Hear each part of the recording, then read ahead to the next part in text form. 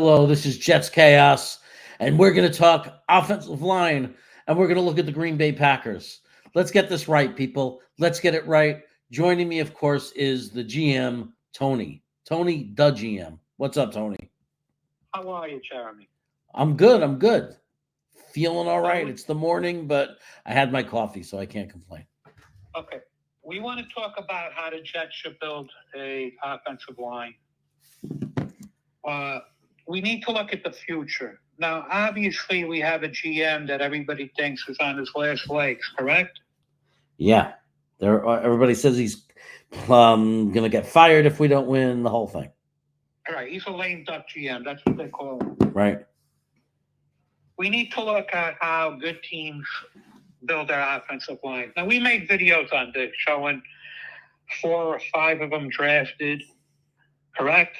Yes. 4 or 5 of them returning starters, correct?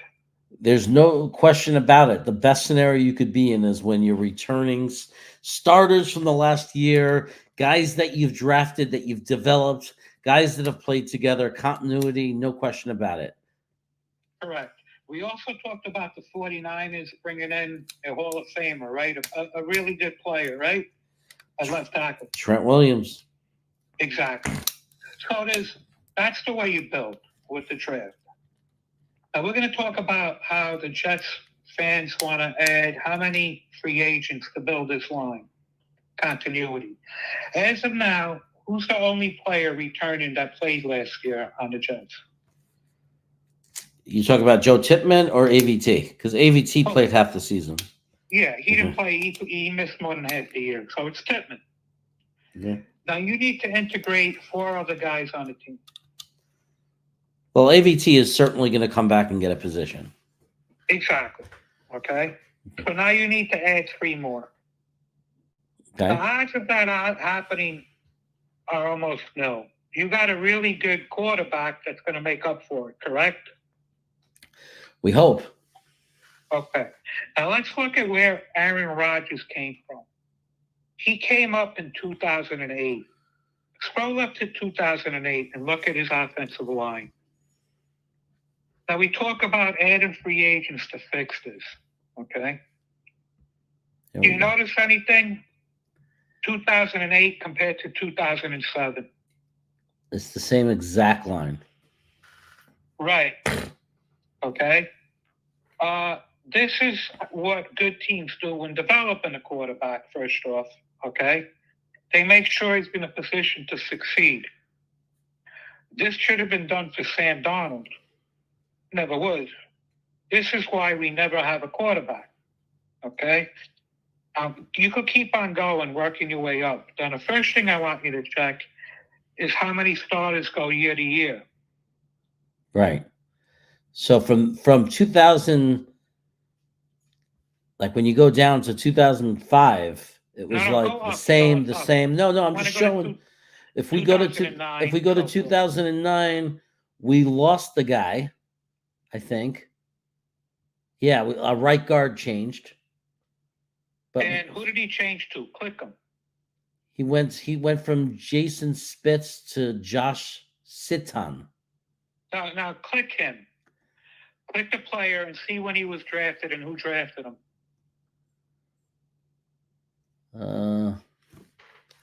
He was drafted. Does it show 40? He was a late round pick. He was 404th overall, I think. Okay, but what team was he on? Who picked him? I don't know. Look at his career stats. Okay, hold on. It looks like he was with Green Bay his entire career. Right. They drafted him, correct? They're the ones that drafted him. Okay. Now keep on going. Okay. Now you started off. Clifton and Wells were both all pros. What's this? Fitton turned into an all-pro. Okay? This gets even better. Now keep on going. What we're trying to do here is say that he's always had an offensive line that returned 4 or 5 players. Right, because the next year they returned 4 players in 2010. And who did they add? They changed their right tackle. They went from Mark Tosher to Brian Bulaga. Who was there for quite a while. Sounds like, yeah, he ended up staying there for like 4 years. Oh, okay, he must have gotten hurt because he missed the season, but then he was back for years after that. Yeah, Exactly. Now here's the thing. He had 23 starters on the offensive line over 15 years. Is that amazing? That's amazing. Now those are the starters that go into the season. They're supposed to be the starters for the year. Obviously, there's some injuries, right, here and there. Yeah. But out of the 23, he had 23 projected starters. Do you know how many of them were free agents? How many? 3. Wow. Do you know who? Well, Jerry Jeff Saturday. Right. Saturday played 1 year for them as a free agent. He was also a All-Pro who played in the league for like 12, 13, 14 years and played his last year for them. Right. So that was their free agent signing, okay? Which is equivalent to going to get a Kelsey for the Jets to have him play 1 year. So similar or no? Yeah. Okay. Then you have Evans, Jahari Evans. Played 12 years at guard someplace else, an All-Pro. They signed him for 1 year. Now you have one singular free agent that they signed other than that. So how do you build you know who it is, right? No. You can see it at the top. It's our guy, Turner. Okay.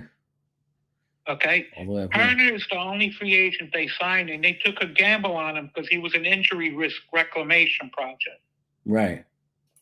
So how do you build a good offensive line?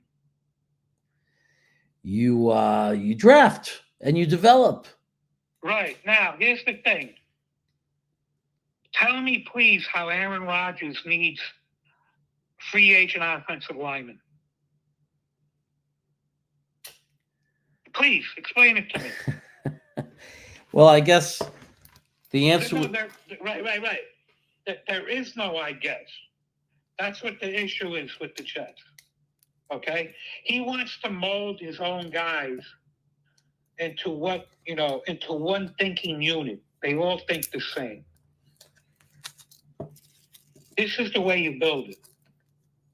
Now, everybody has different ideas of blowing up the salary cap for what? Why don't they go all in properly? Trade 25 assets, correct? Mm-hmm. And go in and fix the line with talented players. They already have their defense, don't they? Yeah, the defense is pretty much set. Right. There's a few things you have to do, but they're pretty much all set. Correct. Now, why don't you just retain your starters and go all in on why don't you try trading up a few for Walt? Why don't you trade into the back of the first round and get JPJ? That would be the proper way to build the offensive line. What do you think, John? Look, I don't know if they need to trade up to get all. I mean, but if they did that, I'm not going to complain. Or if they took Fuaga, Fashano, like if they get any of those 3 guys, I'm totally happy with that selection. You get a tackle that's going to be there for years.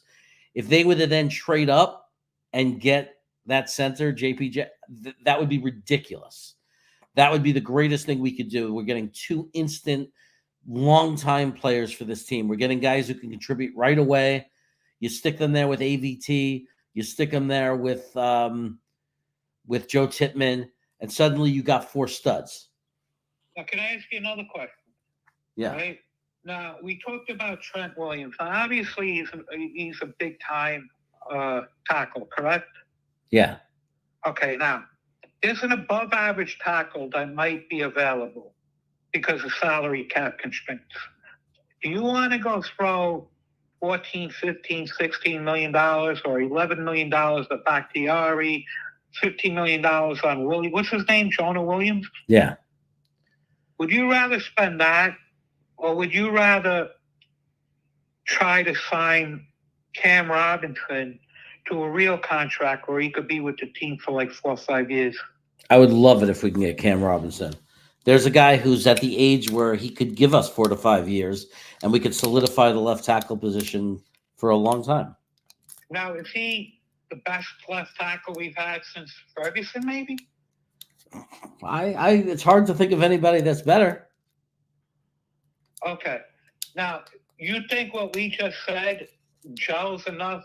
I mean, that would be able to get them into the playoffs with the Rodgers, even though they're not ready. What do you think that line is doing in 25 with Rodgers? They'd be even at another level. I mean, they would the first year, they might struggle in the beginning. There's continuity issues, but man, if you had like a Fawaga and a AVT and those guys stay healthy, and Titman and Camera, I mean, you're looking at a situation where it would be the best offensive line we've marched out there in 5 years anyway. And then by 2025, they would be the best offensive line we've had since 2011. At least, right? Easily. Best offensive line since 2011. And you also don't blow up your cap because you're signing somebody who's actually going to be on your team. You're signing a restructurable contract also, somebody that you can restructure in 26 or 27. You could actually middle load his contract for Cam Robinson because they have $100 million in cap space next year. Give him some nice guarantees and give him $28 million in 25, and then bring it back down in 26 and 27. You know, to make it to even it out. That works for him, don't you think? Yeah. So what do you think the solution is? Name the offensive line now. Who you putting? You have Cam Robinson at left tackle, right? Who's your left guard? ABT or Tippmann? Titman on the left side. Okay, who's your center? JPJ. JPJ. Oh my God, yeah. Okay, who's your right tackle? ABT. I guess in this scenario, yeah, because we weren't able to. Who's your right guard? I'm sorry. Oh no, I'm sorry. Your right guard is AVT. Your right tackle is your number 10 pick. Right. Okay. Now tell me, can I ask you a question? Yeah. Really, Jeremy? Seriously. Yeah. That's my question. Would you rather do this to build your line, or do you want to go spend on, 3 different has-beens? It's an outstanding offensive line. What we're talking about. I mean, they're definitely going to get a Fuaga Fasciano type guy. There's no question. They're going to get a right tackle. Even if you had to take Latham, some people, I argue, Guyton. I mean, even though they'd be better off, like Guyton, people argue would be better off with a year on the bench. It doesn't matter. It would be better than we've had. And it's not going to come to that anyway. We're good. Fuaga or Fasciano is going to be there. There's going to be a quality right tackle that's ready to plug and play and start. I mean, JP is a center that's right away. I mean, he's as big as a prospect as Lindenbaum was. So, I mean, there's no issue there. AVT, as long as he stays healthy. Joe Titman, you got 2 really good guards. And then you got a guy entering his prime at left tackle, experienced. We know what we're getting from him. It's the best offensive line we'll have had in 15 years. Right. Now, next question, right? Say we don't even go for Cam, okay? Say we draft the number 10, we draft our guy, and we just go get JPJ. We sign a Fant and use Fant and Warren at right tackle for now. It's still better than what was rolling out, no? Yeah. I mean, you could you could sign if you can't trade up, you can sign a center or no. Yeah, there's other guys. Right. Now you want to talk about his. Now look at his wide receivers. Started 2008. This is another one. 2008. His wide receivers are Where does it show those wide receivers? Oh, here they are. Donald Driver and Greg Jennings. I remember those guys. Exactly. That's a nice pair there, right? Yeah, yeah, you can hug those guys. Okay. Now, who drafted him? Green Bay. Right. If you look also, his whole entire supporting cast is normally drafted. That's amazing, right? It's incredible that their drafting ability has been just outstanding. Now, it's not their drafting abilities, though, only. It's the fact that it's what the Jets don't do. Is what they do is they put them on the offensive line. They have them start, and they have them grow into the position, right? Mm-hmm. The same thing with the wide receivers.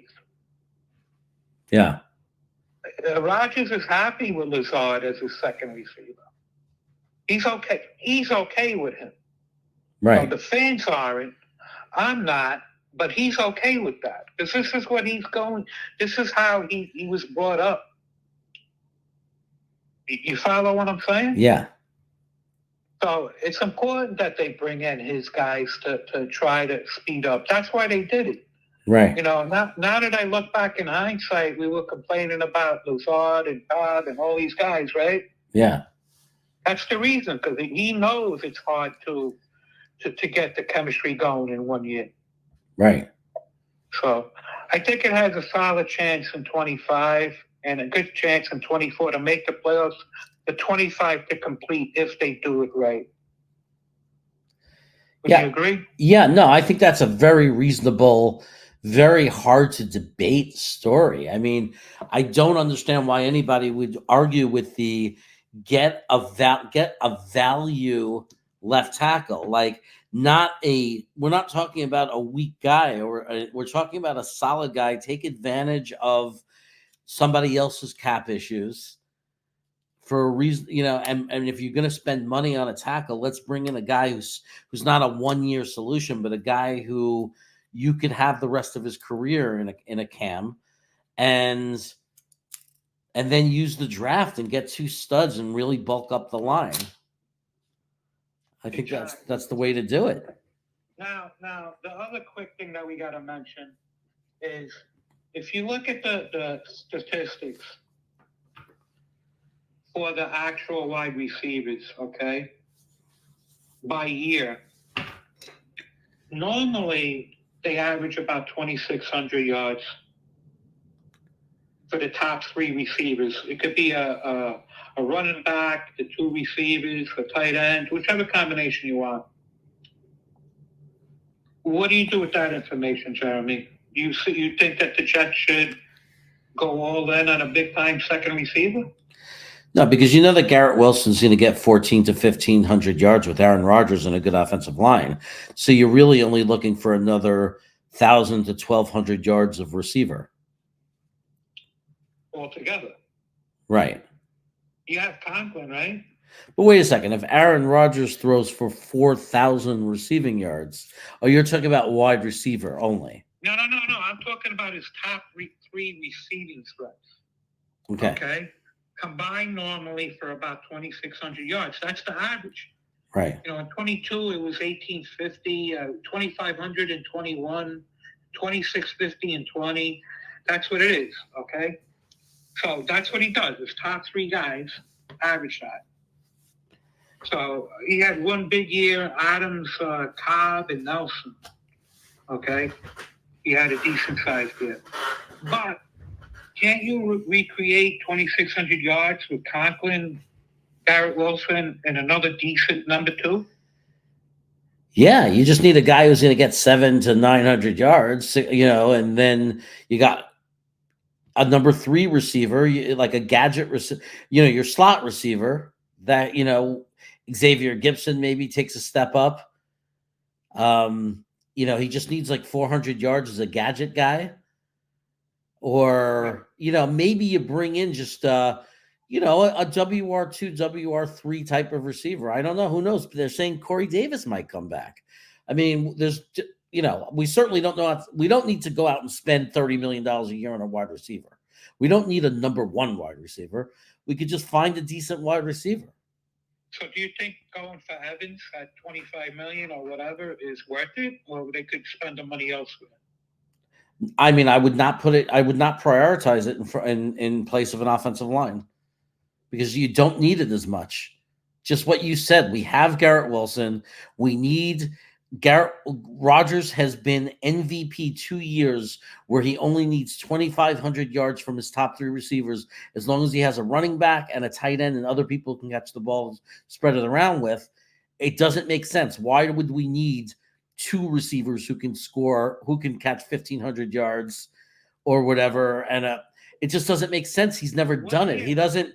That's not his offense. He's not like we're going to be wasting. We're going to be wasting resource. Okay, who did he have in 2020 as his receivers? 2020, he had Devontae Adams, Marquez Valdez-Scantling, and that's it. I mean, those were his top two. That's and he listed. Had a running back, correct? And he had Aaron Jones. Right. So do you need to add Devontae Adams to the Jets right now? No. No. Okay, who did he have his other MVP year? His other MVP year was 21, right? Okay, who did he have? He had Devontae Adams, Alan Lazard, and Marquez Valdez-Scantling. Okay, what do you think?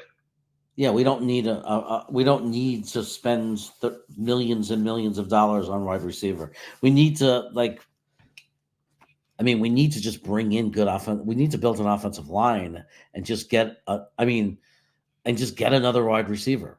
I mean, and they might have him on the roster. They might not. We don't know. I think that we have to bring in another proven weapon, but it doesn't have to be a big name wide receiver. Right. Okay. So you see where we're going?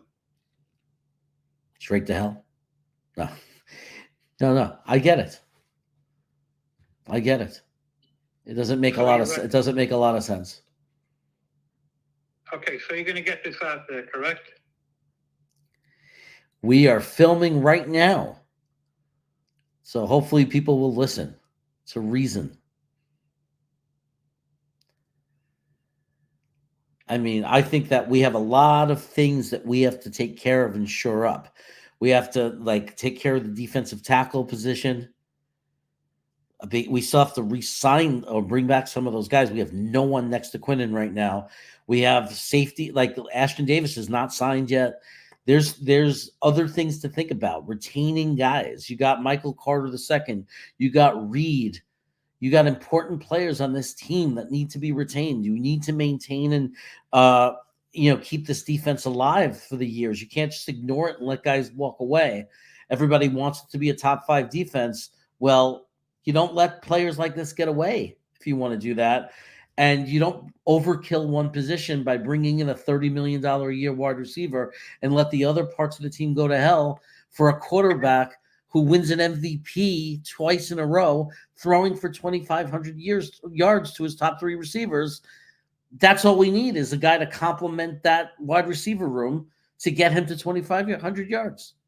Yeah, right. Now, building it the way we're saying, though, correct?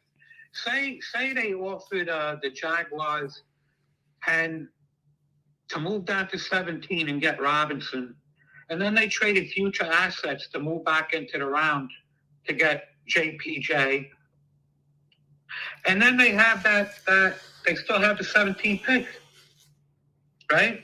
Right. You know what they could do with that 17th pick? Anything they want. Yeah. They could do it that way also, correct? Yeah. And you added 2 big-time players. Yeah. On the O-line. That's why building it with the free agency is not going to work. I think you could agree now, right? Well, you're certainly not going to go out and buy 3 offensive linemen and one for all this money and a wide receiver for all this money. I mean, people are in fantasy lands. It's like, what do you do? I guess there's no reason to do all that. There's no reason to just put a knife to the future of the team when you could build it and make it good enough to win in the next to really win it all and still not sacrifice the team for the long term where you can continue to build and have a good football team. Right, but the other thing is going all in with free agents never works anyway, because every other team that builds it right. Right. Right? Right. And I hate when people talk about the Rams and they say that they went all in and they didn't. That's not true. They had the roster already. All they did was put the icing on the cake with bringing those guys in. But they already had the offensive line. They already had the quarterback. Exactly. And the same thing with Tampa. They brought in 2 players to a loaded roster. You know, it's build with the draft guys. That's the only way to do it.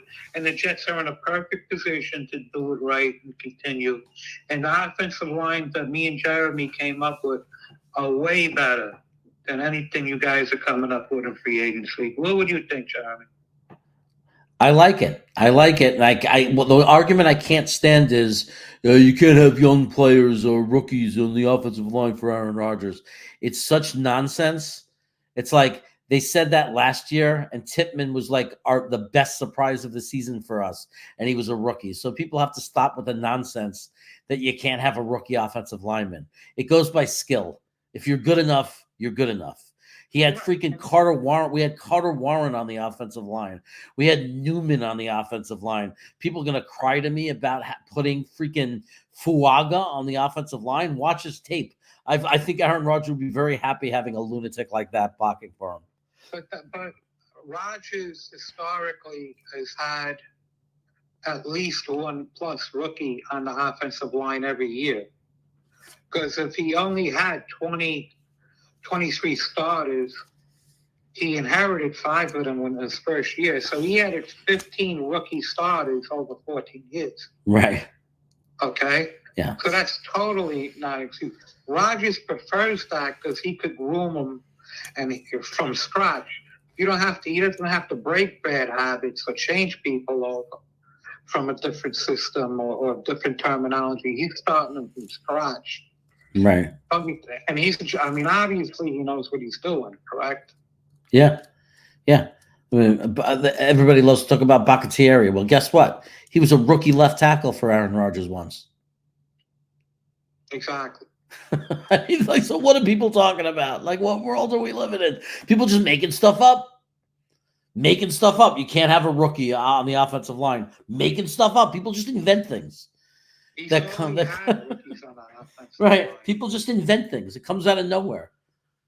Right. And if you're coming up with 2 nice cornerstones with Tippmann and ABT, and you add real nice talent to it like this, it's a no-brainer. Especially since you already know the free agency route's not going to work anyway, because it takes 2 years at least to gel it. Yeah. You know, going in your first year. Look at the year where Rodgers only had like 6-7 wins in the middle of his career. You see that growing up? 2018? Right. I think it's 18. Before that, what did they do to the offensive line? It's one of those years where so from right here, they went, the whole right side changed. They were 10-6, and they went into next year, and the whole right side changed. So you had 2 back-to-back bad years?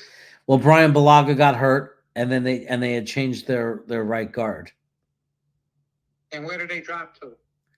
7-9. They went from 10-6 to 7-9. Right.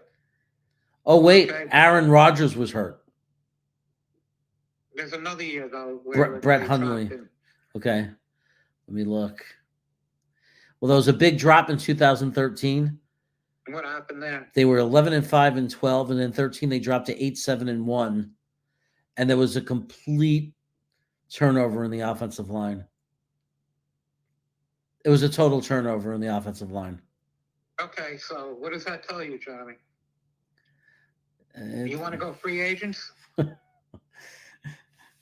It's right there. I mean, it's like they went from 11-5 to 8-7, and then they brought back that offensive line the next year. Continuity, 4 out of 5, and then they added Bulaga, and they were 12-4. Right. Okay. You can't explain it any better than that. You see, the things, if you guys go back and look at our videos, they're not arguable, guys. It's actual research. It is. It's actual research, okay? You know, the cat video he did, all these other... This is the way you're supposed to do. You know, the Jets have been playing darts for 13 years. And that's why we're in the same boat every year. You know, there are no, he's a lame duck. No. Okay, I'm sorry. If you're going to continue to do the same thing, it's the definition of insanity, correct? Yeah. Right. Now, Rodgers got hurt also, and they went down, correct? Correct. Okay, go spend $6-7 million on a backup quarterback right now. I guarantee you, something happens to Rodgers, it's not going to make a difference. Even when people want to talk about what happened to Rodgers in 2022, you talk about the injury, he broke his hands. But look at the offensive line. Look at this. 1, 2, how many guys did they bring back the next year? One guy in a different position. They brought back one offensive lineman in a different position from 21 to 22. They went from 13-4 to 8-9. Correct. I mean, it's everywhere where there's a drop, everywhere where the team goes downhill is when the offensive linemen change. And every time they get really good and the record is really good, it's when the offensive linemen stay the same. I mean, it's right in front of us. What was his record in his rookie year? When was Aaron Rodgers' rookie year? Well, his first year playing after Brett Favre left was 2008, 6-10. Exactly. He has to learn the chemistry of the new guys, right? Yeah. Okay. So, and it's 5 good guys. Right. So now, obviously, he's a lot better, but now he's got to learn with 10 different guys that he never played with. Yeah. So let's do it right, build it right for him. And I guarantee you they're a Super Bowl contender in 25. And they have a good shot at the playoffs just by improving over bottom-level quarterback play, even with Rodgers, as long as they keep him healthy. And with this defense and Breece Hall, we could definitely be a playoff team next year and make and scare some people. Right. Well, they're not going to go until they add the more drafted starters, which they're on their way of doing, especially if they trade up into this draft and add 3-4 starters total. They're way on their way to doing it. Right. And becoming very, very competitive. And use the money to retain Carter and AVT instead of blowing it on these guys. I like it. And I think it goes in play with what people want. What are we saying? We need to address the offensive line. We need to add a wide receiver. And like suddenly, we always let ourselves get carried away. Suddenly adding a number 2 wide receiver suddenly came into, we need a superstar. And we don't need a superstar. We need a number 2 wide receiver. It's very simple. And if somebody is like, look, if somebody breaks loose, a guy like, what's his name, Ridley or whatever from Jacksonville, and he makes a huge career comeback and he's great and he's awesome, that's fine. But the point is you can't go out there and invest in another number 1 wide receiver. That was the shifting of resources. That's the whole beauty of drafting a guy like Garrett Wilson, is that for 4 or 5 years, you get an inexpensive WR1. And you want to make the most out of it. Right. You don't want to take away from his targets, right? And give him 100 targets. Well, I need to bring Justin Jefferson in so the 2 of them can fight for targets. It doesn't make any sense. Exactly. I just need a number 2 who, if you double team, triple team Garrett Wilson, if you focus too much on him, the number 2 guy is going to hurt you, or Conklin's going to hurt you, or Breece Hall is going to just run all over you. That's all we need. You need a supporting cast to protect your players. It's like a batting lineup, right? You need a good fifth. You need a good guy behind your star in the batting order. It's the same thing. It's the same thing. All right, everybody. You know what to do. Like the video, subscribe to the channel, all that good stuff. We'll be back when we're back. Take care, everybody.